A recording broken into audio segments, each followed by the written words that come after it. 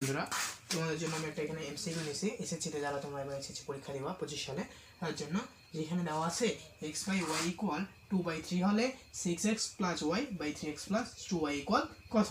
অনেকেই তোমরা এরকম এমসিকিউ থেকে ভয় পেয়ে যাও, আসলে এটা তো অনেক মিডিল টার্ম করতে হবে, এই করতে হবে, করতে হবে। আসলে এমসিকিউটা খুব সোজা এবং অনেক কম সময় তুমি করতে পারবা। দেখো আমি তোমাকে দেখাই দিচ্ছি, তুমি এই লাইনটা থেকে আসো।